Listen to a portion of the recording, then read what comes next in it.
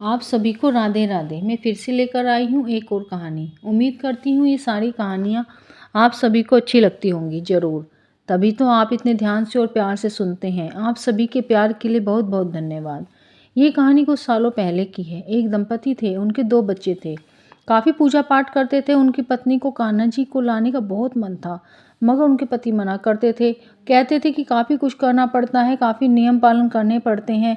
वो जब भी किसी को कान्हा जी के साथ देखती तो मन करता कि मेरे पास भी काश कान्हा जी हों, ताकि मैं भी उनकी सेवा कर सकूं। एक बार जन्माष्टमी पर वो एक छोटे से प्लास्टिक के कान्हा जी लेकर आई थी। उन्होंने यूं ही सारे सामान के साथ रखे हुए थे। एक दिन ऐसे ही बैठे बैठे कान्हा जी के बारे में सोच रही थी कि वो एकदम से उठी और सामान निकालने लगी। यहीं रखा था, यहीं पर था, पता नहीं कहाँ चला गया। काफ़ी देर तक ढूंढती रही।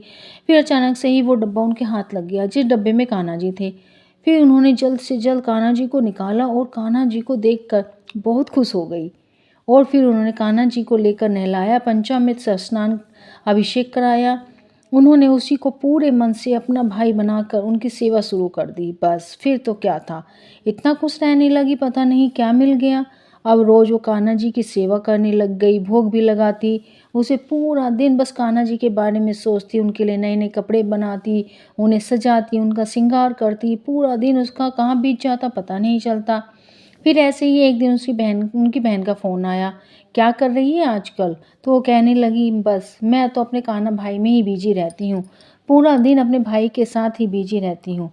तो उनकी बहन ने पूछा कि कैसे सेवा करती है, तो उसने पूरा रूटीन बताया कि सुबह दूध पानी देती हूँ, फिर नाश्ते के साथ दूध देती हूँ, नाश्ते में दूध और फिर खाना हो जाता है दोपहर का, फिर शाम को दूध नाश्ता और रात को खाना, फिर सोते टाइम फिर दूध देती हूँ।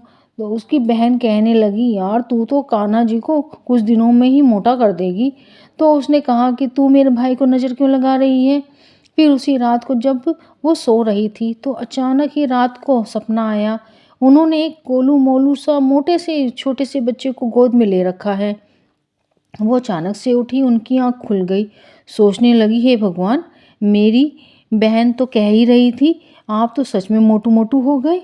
इसका मतलब मेरी सारी सेवा आप कबूल करते हो। थैंक यू कान्हा भैया, आई लव यू। ऐसे भाई सबको मिले, इतना अच्छा और इतना प्यार करने वाला।